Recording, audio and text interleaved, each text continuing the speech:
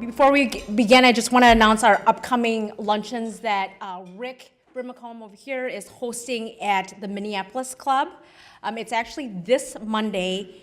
He's having with Upsize Magazine a growth challenge workshop, and they're spotlighting 2 companies and their challenges and having folks work through those challenges with them. So that's pretty exciting. And then November 1st, he's having measuring and mitigating cyber risk.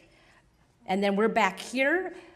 We've moved up a week for November and December, so it's going to be November 14th. We'll have, excuse me, the war on talent. Have you chosen the right weapon?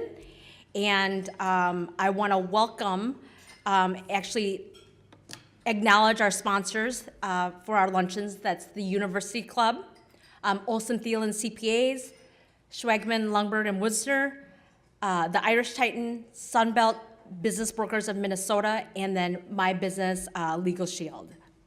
And I'd like to just share a little information before we have our speaker before he comes up. William Lundwig leads the Sunbelt Business Advisors growth through acquisition services and his company called Acquire and Grow. He has led both the sale and acquisition of businesses and has experience in a variety of deal making and deal sourcing aspects, including business analysis, business valuation, negotiation of purchase agreements, and transaction due diligence. He has served as president, COO, officer, board member, and business owner for manufacturing companies that sold to private equity groups. He is a member of the Trusted Advisor Board for Vistage Worldwide, and I'm really excited to have William Lundberg share his expertise with us today. So please welcome him.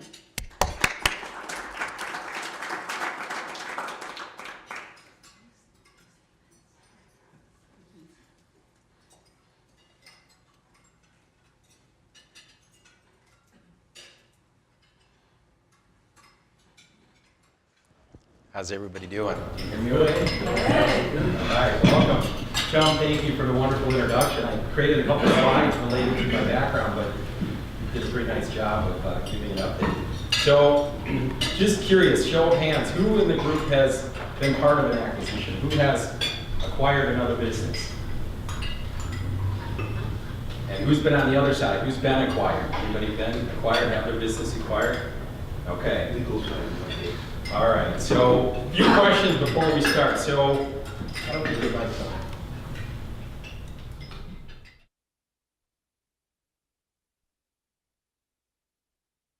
Hello? Yeah. All right, we can hear, we're good?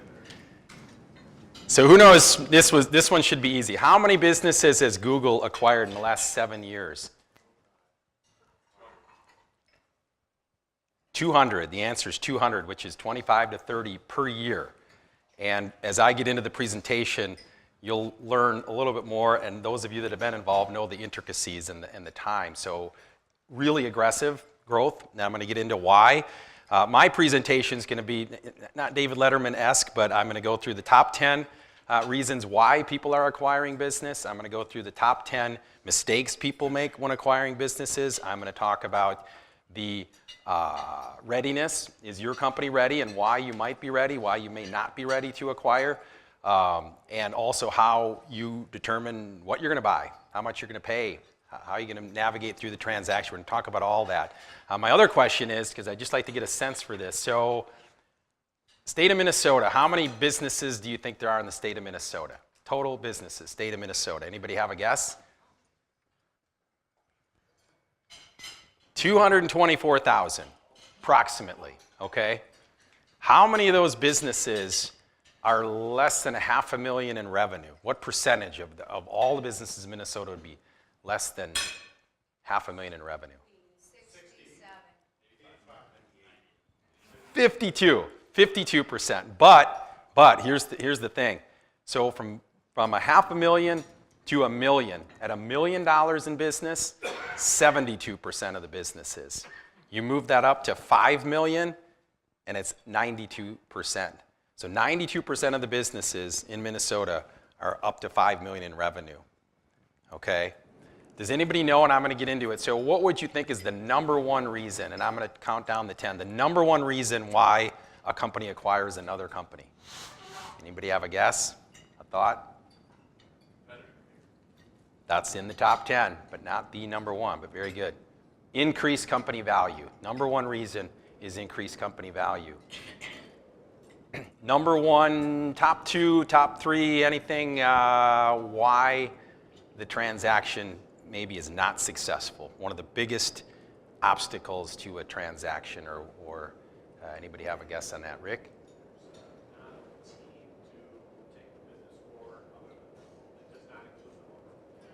Too owner-centric of an acquisition. Yeah, one of the top ones, absolutely, yes.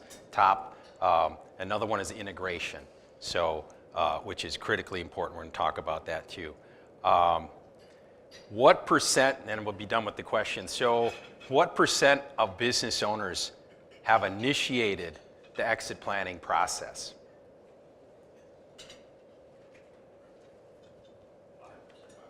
5 is really close. It's 10. So 10.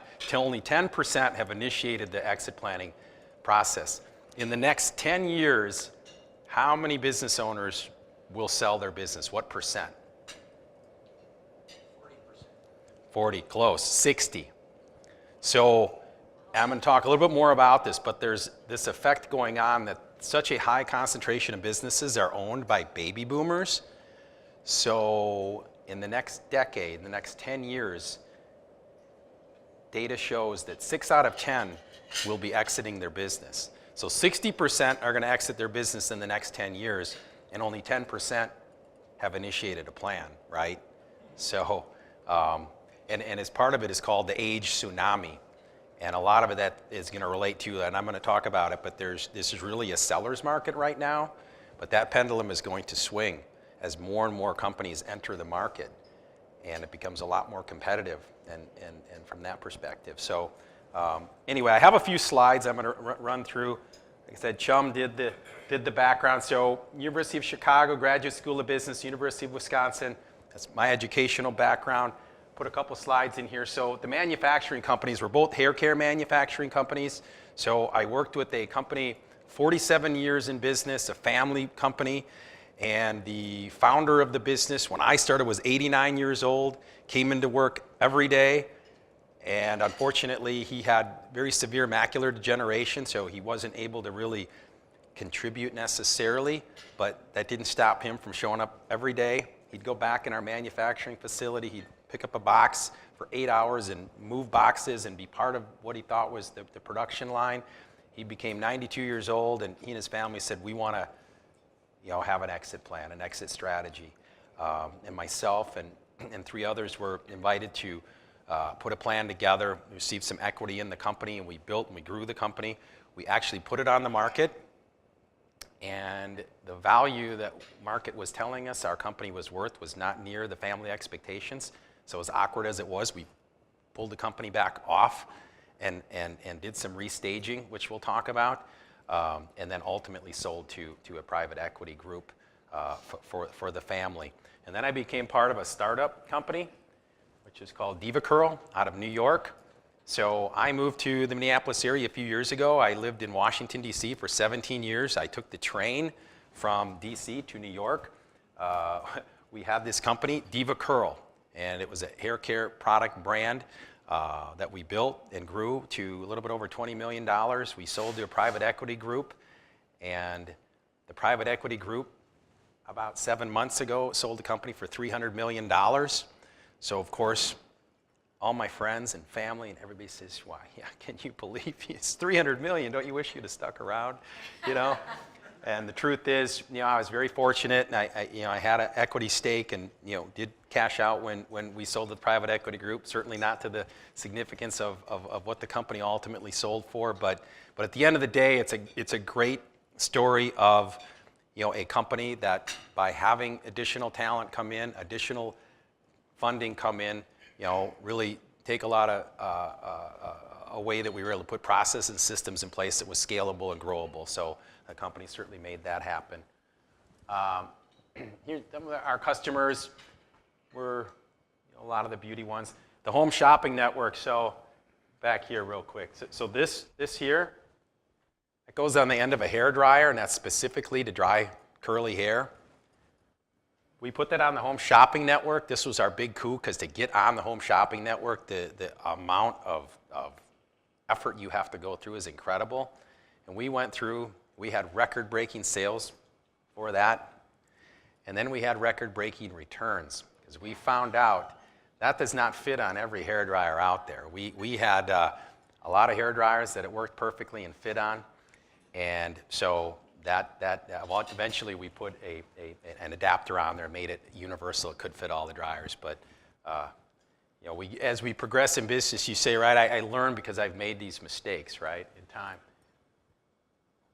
So Google, 200 acquisitions. You can actually go to CB Insights, and you go to this website, and they actually have a tracker that shows all the companies that Google has acquired. They keep updating it constantly. So why are companies like Google, and why acquisition? Cost, efficiencies, economies of scale. These are the top 10 reasons why people and companies are acquiring. Access to additional talent. I can't emphasize this one enough. I mentioned to you, I had a client who was in the advertising and ad agency, and they were specifically looking to acquire so they could get talent. I have one right now in the technology space, same thing.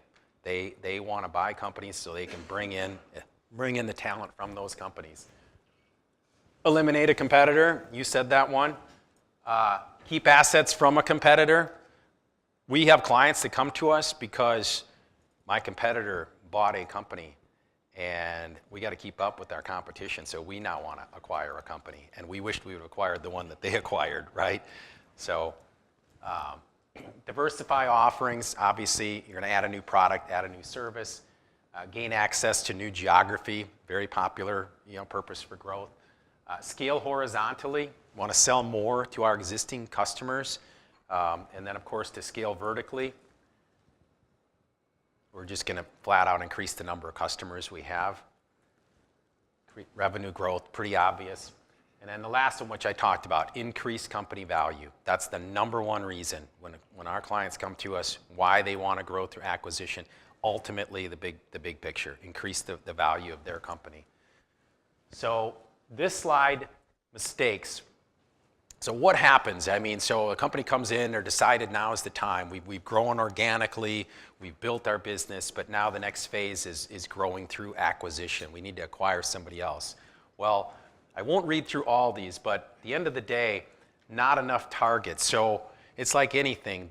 The more targets, the more possible acquisition candidates you can interview and investigate and find out.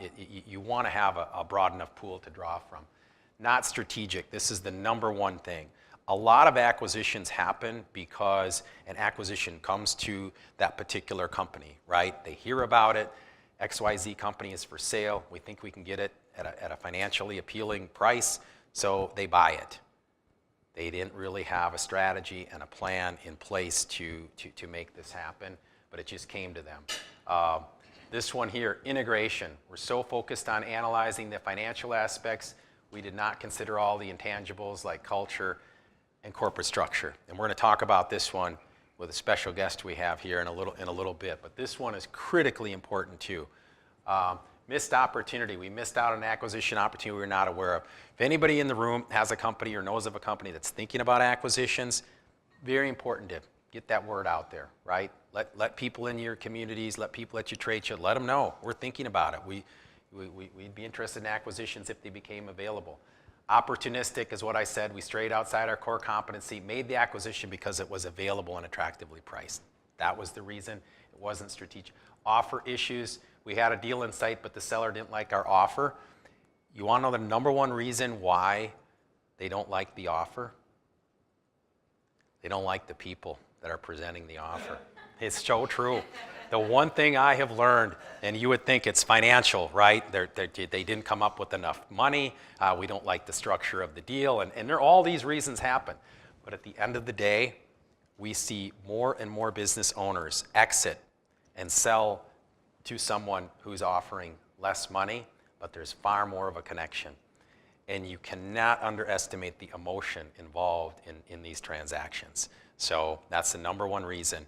And when we have a client that comes to us, they all want to talk about how we're financially capable, we're well funded, they're very proud of all that they've accomplished in their company. But now when it comes to convincing the target who they want to acquire that we have a good plan and you really want us to buy you, that can be a struggle. So you need to synchronize that. Overpaying for a business, we did not know the type of business we want to buy, but we did not have the leverage necessary and experience to negotiate the best possible deal.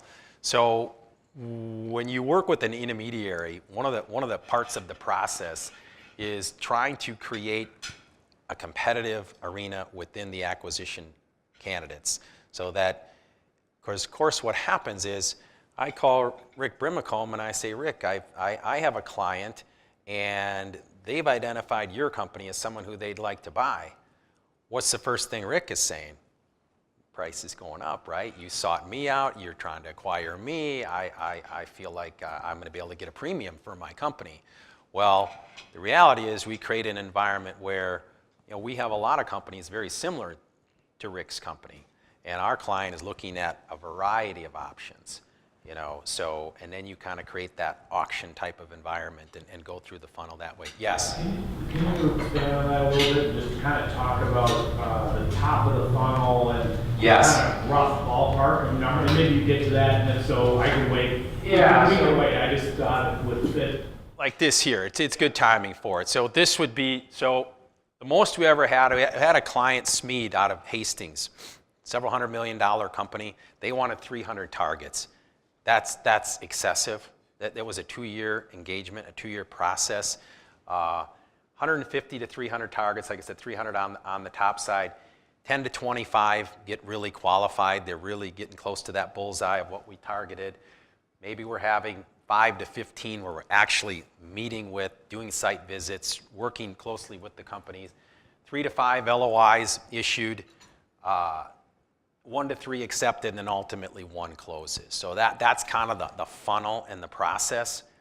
And I'm here to tell you, managing that process, if you're trying to run a business and acquire a business simultaneously, it's challenging because it's all very time consuming and a lot of intricacies, et cetera.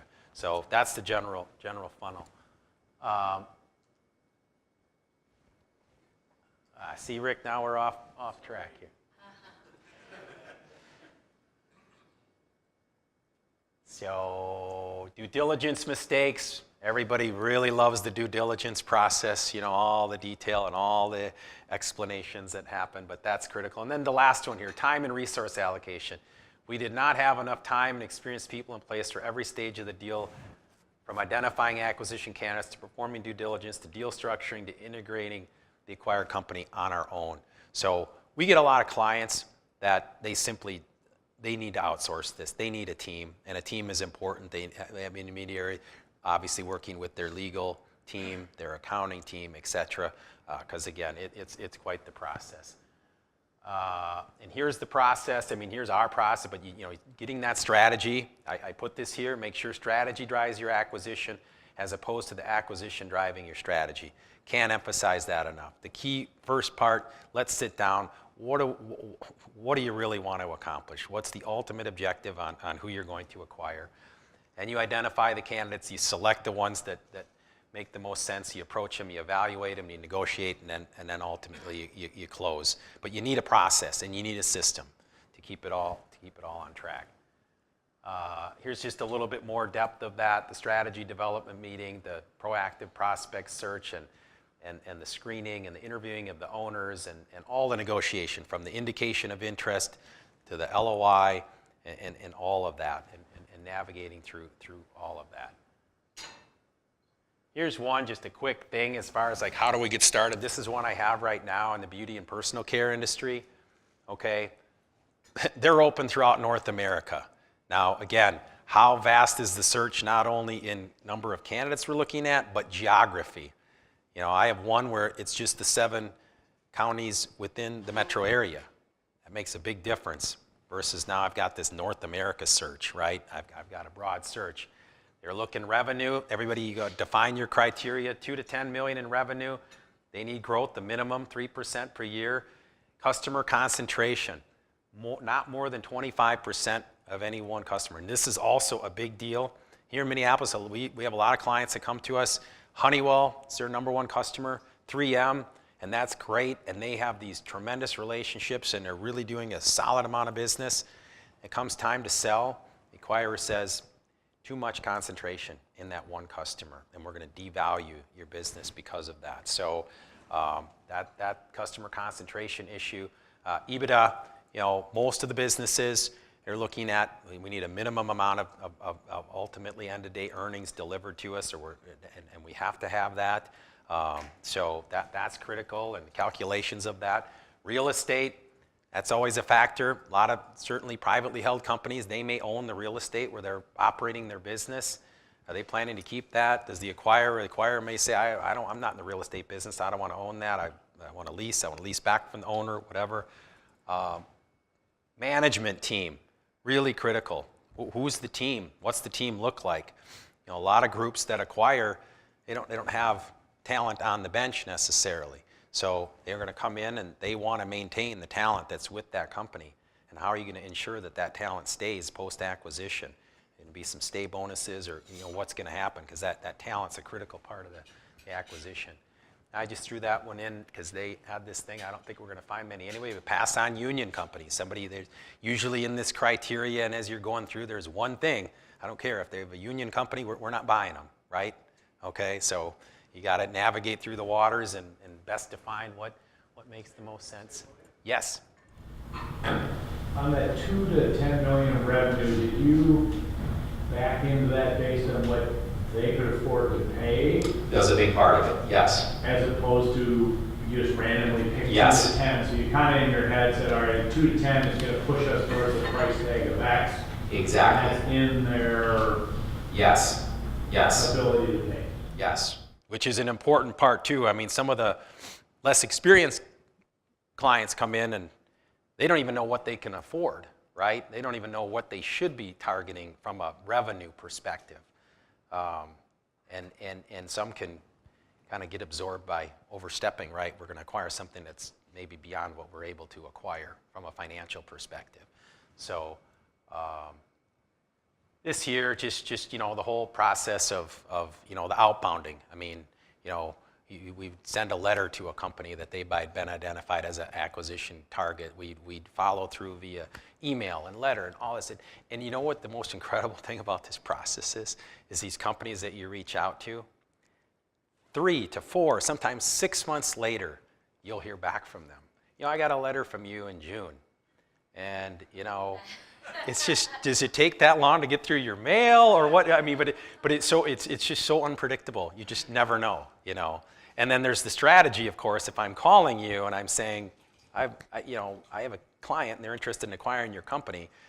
Most of them feel like if I say yes, I'm interested right away, I look like I'm losing some negotiation strength here, right? So most of them say no, we're not interested, Then we get a call back. Well,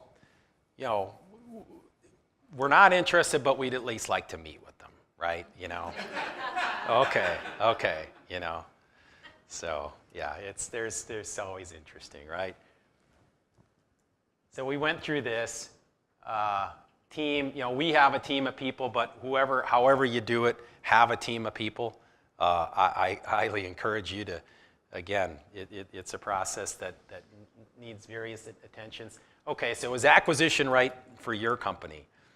And believe it or not, I mean, we turn down way more engagements than we accept just because the company's not ready for a variety of different reasons, right? They're just not at that stage to be ready. So what does that stage look like? You must be prosperous, right? A company who's kind of struggling and thinks they're going to buy somebody else and that's going to, allow them to now be more successful. You kind of have to have your company is in pretty good order from a profitability and financially solid track record of success. Because again, that acquiring, company, it's got to sell itself to who I'm acquiring. So if I'm going in and my company's really not performing that well, why would you want to sell your company to me? You know, so prosperous, solid business model. And this again goes back to what's your core competency? What do you do well? What do you want to continue to do more of well? And have that plan. And when you have your own plan in place, a lot easier to bring in and layer in and add to and make that plan even, you know, work through better. Strong management team, for sure. You know, going through, and again, we're going to touch on this integration piece, but you know, having your own strong management team in place is critical. Then you're ready.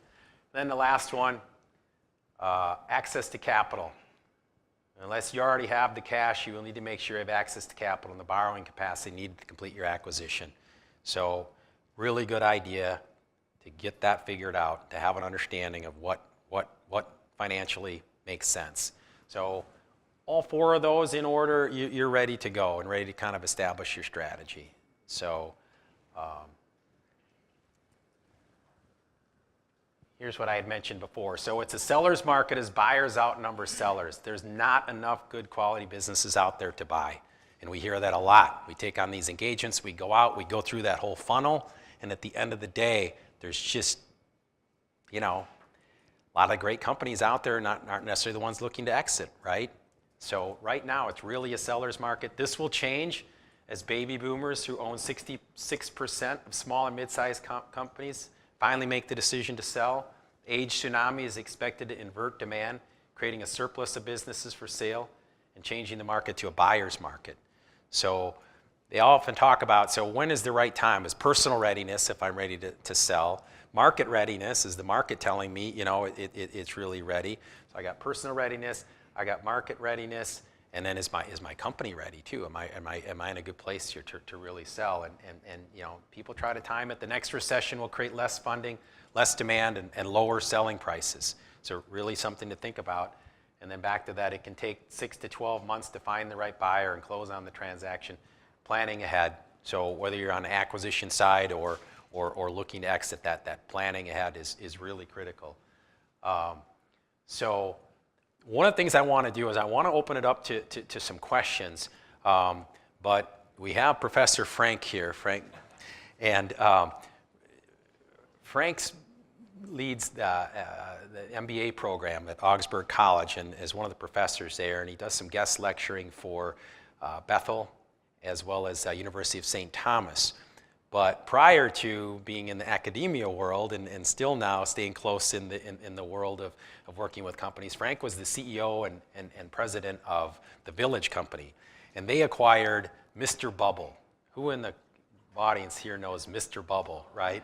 So Frank kind of led that and was part of making that acquisition happen. And Frank and I have a lot of dialogue about acquisitions. And so one of the things that he and I talked about, because he experienced it, is this whole integration piece. So if you want to just give a little bit on your experience with that and how important that is. William and I got to know each other and we were talking about the challenges of an acquisition. And you go through hours and weeks and months of due diligence, and the accountants are working, and the lawyers are working, and you get to the relationship stage where you're shaking hands and a check is being exchanged. And that's when I say the real work begins, because you've got two organizations. One's the buyer, one's the seller. And how do you bring that? How does the buyer bring that selling team into his company? How do the people come in at the flow? And the person that sold the business has got a big smile on his face and a check in his wallet. But are you wanting to keep that individual engaged? And as you go through this transitional time, and sometimes you're going to have clauses where the seller's going to be engaged with the business for 1 to 2 years. There may be a profit payout. Well, then the relationship issues comes in. Who's the boss? The new buyer's the boss, but that seller has people coming to him that were part of his organization, and then you get this conflict, and the challenge is, you know it's going to happen. What do you do before you have conflict? What do you do before you have employees that are dissatisfied, confused, and frustrated? And it starts with the two people that did the deal and how they're going going to manage the process. The buyer can't think of doing this as, I'm the new boss, what I say goes.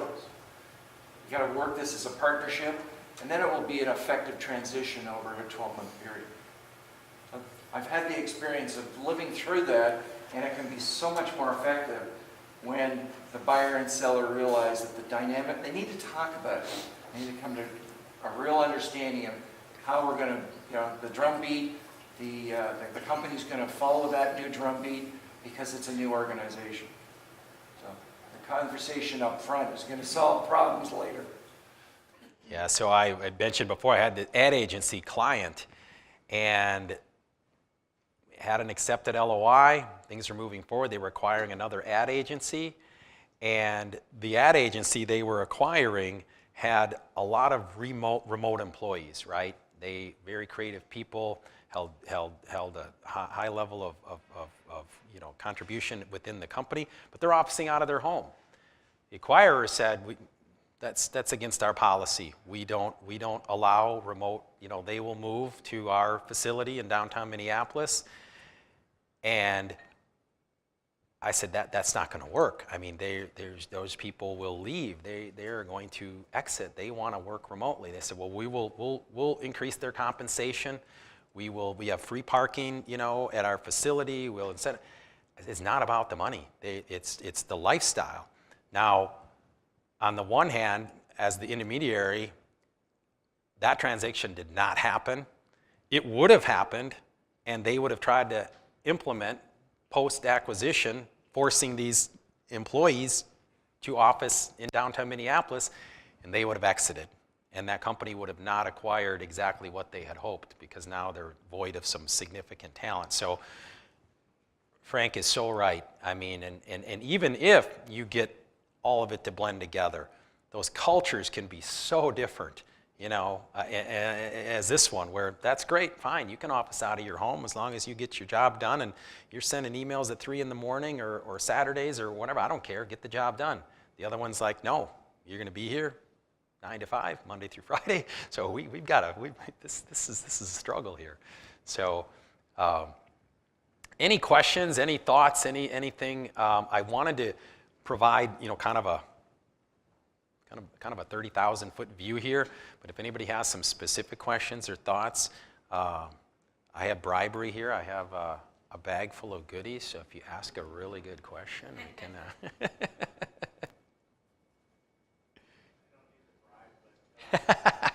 Come on.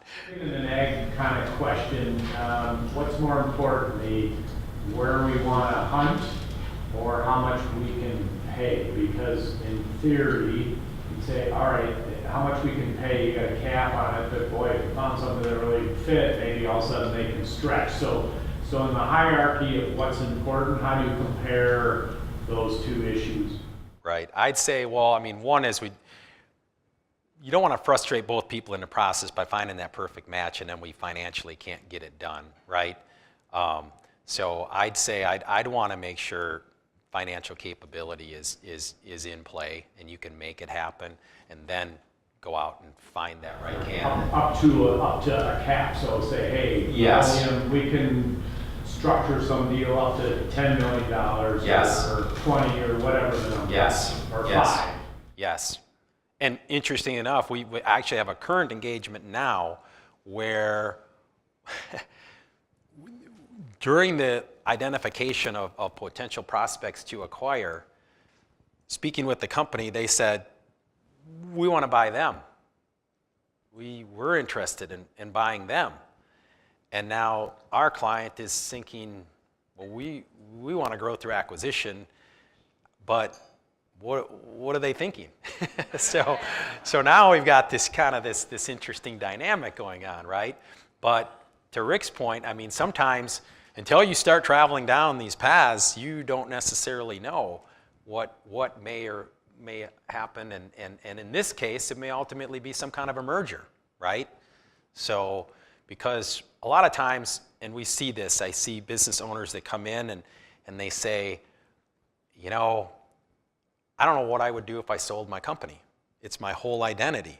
I have a gentleman who had a large distributorship here that he sold.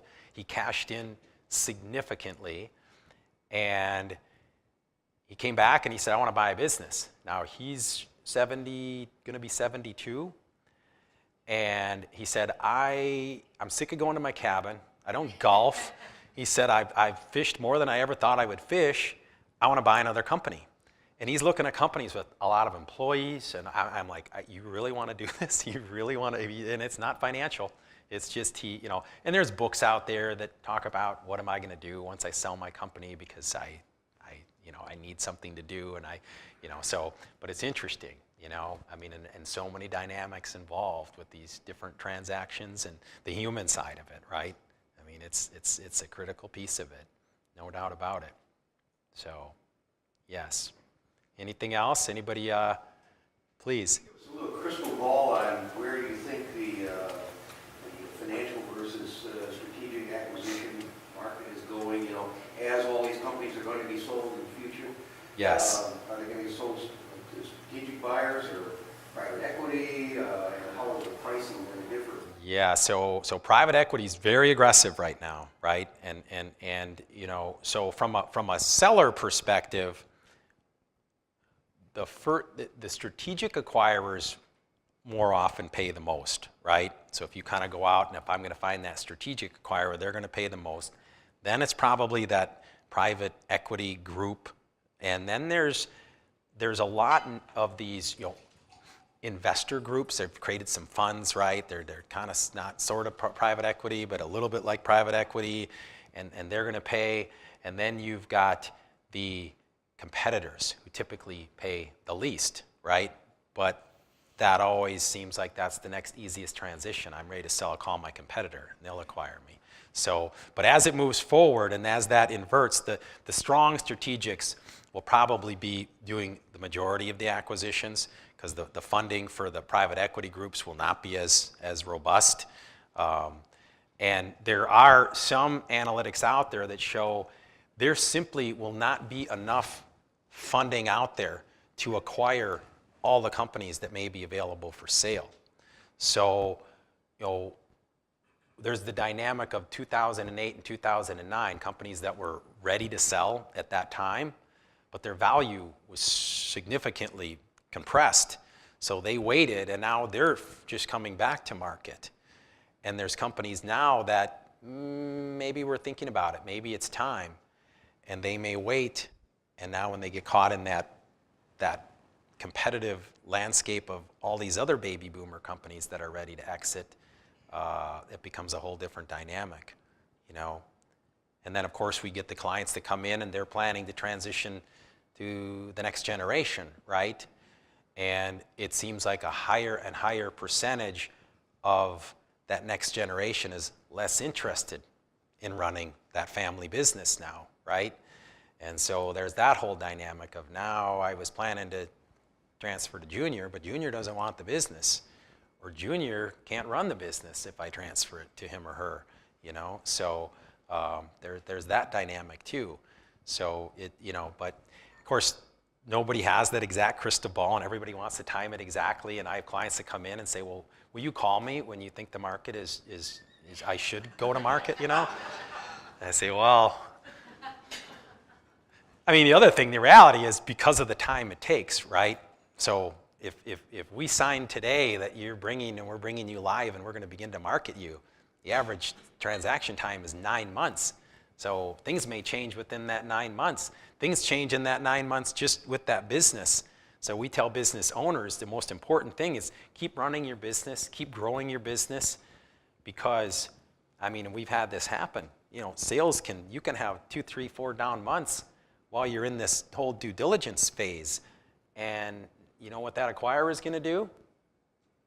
Hey, things aren't trending quite as well. I think we should revisit this situation here, So, or the business owner that says, I've just decided I'm taking a little foot off the pedal here. I'm not working as hard. I'm not driving it as much, so my sales are going down.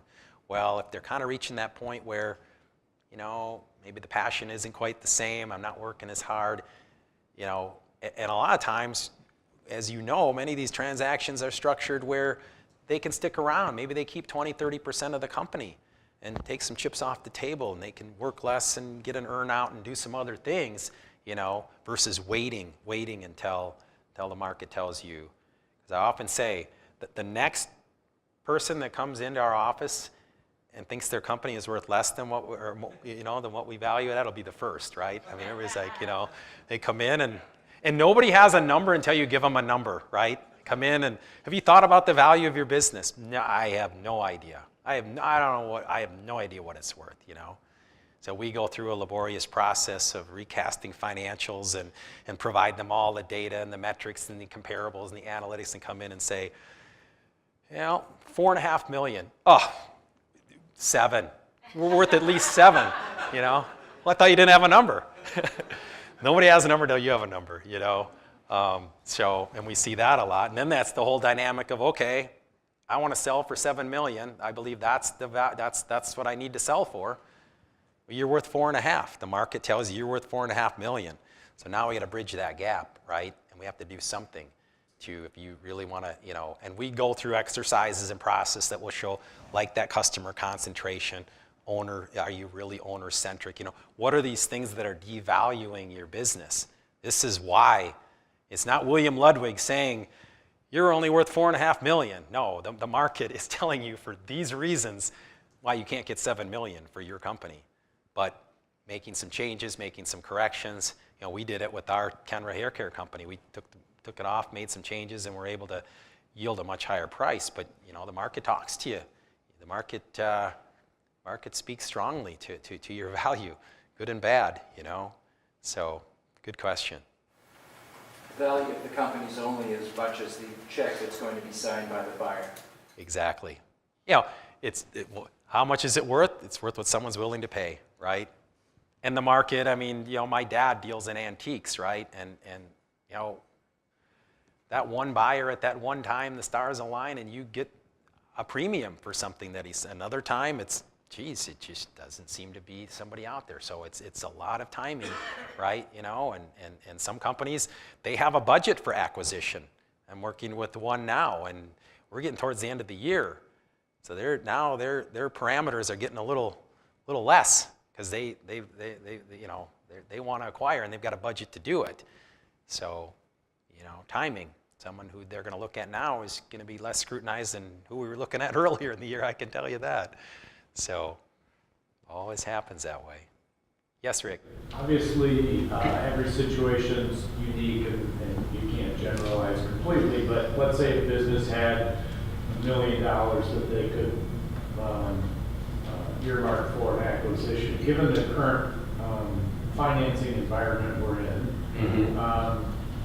does that mean they can do an acquisition up to 3 to 5 million because of that $1 million they can contribute, or how do you coach a company on, okay, they have X dollars, but there's ability to finance companies as well? So how would you coach somebody through that decision? Well, I would get them introduced to a bank perspective early, right, to get a true bank perspective. But then I'd also want to really understand what's the ultimate deal structure, right? Because if they want to go in and not fully purchase the company, maybe they're going to allow existing ownership to hold back and they can put less down. So creatively structuring the deal can financially get them to a place where maybe it makes better sense for them.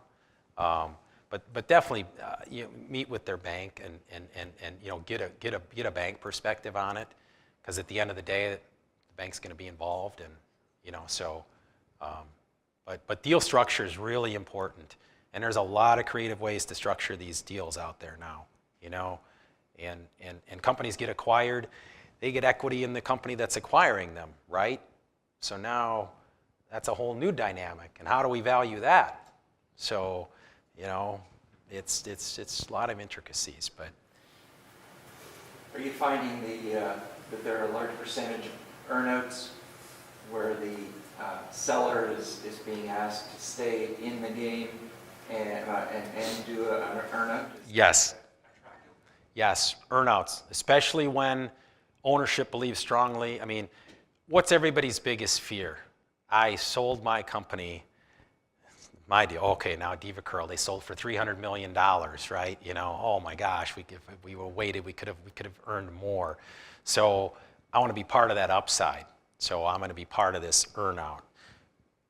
A lot of earnouts, really common in the deals, but trying to simplify the earnouts too. Some of them can get beyond complicated, where you truly need a third party to manage and oversee this earnout, right? We're gonna, you know, we put too many variables in here.